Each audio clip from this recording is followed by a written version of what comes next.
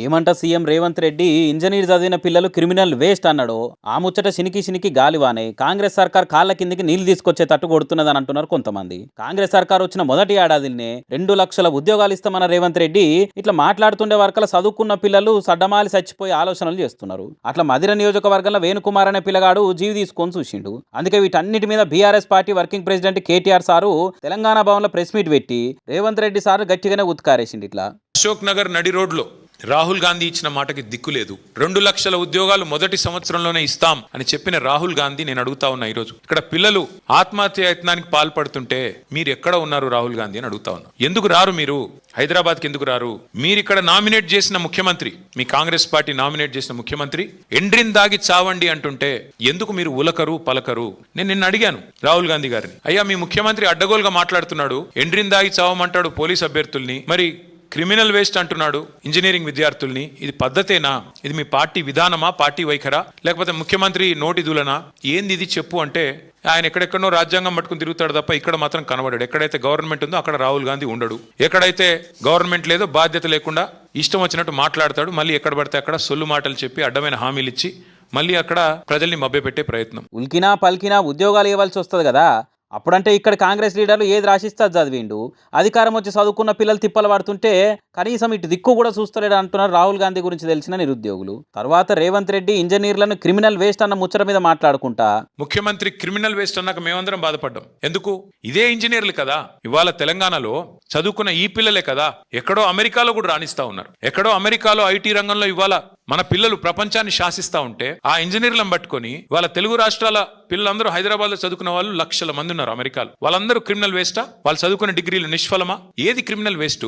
89 కేసులు, అత్యధిక క్రిమినల్ కేసులున్న వ్యక్తిని ముఖ్యమంత్రి చేయడమే క్రిమినల్ వేస్ట్.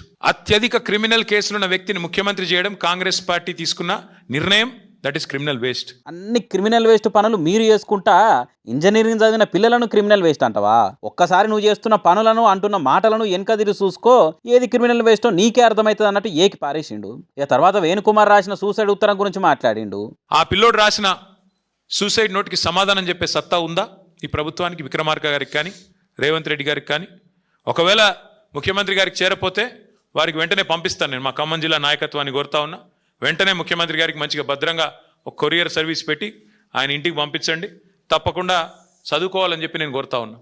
ఇవాళ ఇదేదో మా పార్టీ ఆవేదననో నా ఆవేదననో కాదు, మీ చేతగాని అసమర్థ పరిపాలనకి ఒక ఛార్జ్ షీట్ ఈ సూసైడ్ నోట్ అని చెప్పి నేను విజ్ఞప్తి చేస్తా ఉన్నా. ఇంజనీరింగ్ చదివిన వాళ్ళకు అప్లికేషన్ ఫాములు నింపుడు, ఉత్తరాలు కూడా రాయరాదు అంటావు కదా. నువ్వు నడుపుతున్న సర్కార్ మీద ఓ పిల్లగాడు సూసైడ్ నోట్ రాసిండు. అవి చదువు, నిరుద్యోగులు ఏ తిరిగా రాయగలుగుతారో తెలుస్తుంది అన్నట్టు చెప్పిండు. అంతేకాదు రేవంత్ రెడ్డి నువ్వు రాయగలుగుతావా ఏదన్నా అన్నట్టు ఇట్లా వేసుకున్నాడు. అడుగుతున్న రేవంత్ రెడ్డి గారు, నువ్వు నింపగలుగుతావా నీ ఎలక్షన్ ఫారం అఫిడవిట్? ఏ ఛాలెంజ్ కంటే ఆ ఛాలెంజ్కి నేను రెడీ. నీ ఎలక్షన్ అఫిడవిట్ నింపరా అయ్యా, నువ్వు చూస్తా, నీకేం చదవచ్చో ఏమొచ్చో నేను కూడా చూస్తాను. పెద్ద మాటలు మాట్లాడుతున్నాడు. జీవితంలో ఒక పోటీ పరీక్ష రాసినావా? ఒక్క పోటీ పరీక్ష ఏదన్నా కాంపిటేటివ్ ఎగ్జామ్ పొరపాటున ఎప్పుడన్నా జీవితంలో ఒక ఇంటర్వ్యూకి అటెండ్ అయినావా? ఏం తెలుసు నీకు పిల్లల గురించి? ఈమాట్ రాసినా, జిఆర్ఈ రాసినా, జవహర్లాల్ నెహ్రూ యూనివర్సిటీ ఎంట్రన్స్ రాసినా, ఆల్ ఇండియా ఎంట్రన్స్ లో సీటు సంపాదించి పూనాలో పోయి చదువుకున్నా, అమెరికాలో పోయి చదువుకున్నా, ఎంతసేపు ఏడుపులు తప్ప వేరే వాళ్ళ మీద. ఒక్క ఇంటర్వ్యూ అటెండ్ అయిన ముఖమా నీది? ఒక్క పోటీ పరీక్ష రాసిన ముఖమా? పోనీ ఒక అప్లికేషన్ రాసే తెలివి ఉందా?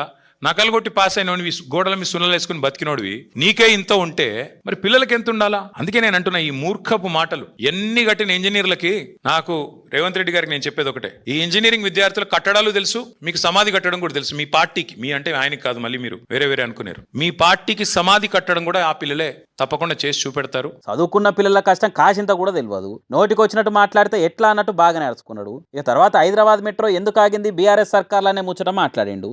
ఇద్దరు కాంగ్రెస్ బీజేపీ ఇద్దరు కలిసే కదా మెట్రోని కానీయకుండా చేసింది మా గవర్నమెంట్లో. లగ్డికాపూల్ నుంచి బిహెచ్ఎల్ వరకు ట్రాఫిక్ లేదని చెప్పారు ఎవరు? కేంద్ర ప్రభుత్వంలో ఉన్న ఘనా పార్టీలు. చిన్న చిన్న పట్టణాలు లక్నో, మీరట్ కూడా మెట్రోలు ఇచ్చిన వాళ్ళు. హైదరాబాద్ లాంటి అతి ప్రాముఖ్యత కలిగిన నగరం, ఇట్లాంటి నగరంలో ట్రాఫిక్ లేదంటే ఎక్కడి నుంచి లగ్డికాపూల్ నుంచి బిహెచ్ఎల్ ఆ కేంద్ర మంత్రిని తీసుకొచ్చి ఒకసారి ట్రాఫిక్లో ఇరికిస్తే అయిపోద్ది, అందరికీ తెలిసి వస్తుంది ట్రాఫిక్ ఉందా లేదా. అన్నిటికి అడ్డం పడి కాలాల కట్టెలు పెట్టి ఇయ్యాల ఎగిరి పడుతున్నారు అన్నట్టు చెప్పిండు. అట్లనే మొన్న జీవిడిచిన పెద్ద సుదర్శన్ రెడ్డిని కాంగ్రెస్ పార్టీలు ఏ తిరిగా తిప్పలు పెట్టినారో చెప్పిండు. సుదర్శన్ రెడ్డి గారు నా దగ్గర కూడా వచ్చారు. ఇట్లా కేసులు పెట్టి మా వాళ్ళు నర్సంపేటలో ఉండే కొంతమంది వ్యాపారులను వేధిస్తున్నారు, వేధించి నా పేరు చెప్పమని చెప్పి పోలీసులు ఒత్తిడి పెడుతున్నారు, నాకు కూడా వచ్చి చెప్పుకున్నారు. నేను కూడా ఒకరిద్దరు చెప్పాను, లాయర్లకు చెప్పాను, చెప్పి చూడండి కేసు ఏదైనా ఉంటే మనం న్యాయస్థానాల ద్వారా మనం రిలీఫ్ తీసుకుందామని చెప్పాను. సుదర్శన్ రెడ్డి గారు ఒత్తిడిలో ఉన్న మాట వాస్తవం, ప్రభుత్వం ఒత్తిడి చేసిన మాట వాస్తవం. కొంతమంది ప్రభుత్వంలో ఉన్న వెధవలు ఆయన చేస్తున్న దాడిని విమర్శలను తట్టుకోలేక ఇదే సీట్లో కూర్చుని సుదర్శన్ రెడ్డి గారు ఇదే భవన్ నుంచి సివిల్ సప్లై స్కామ్ ని బయటపెట్టాడు.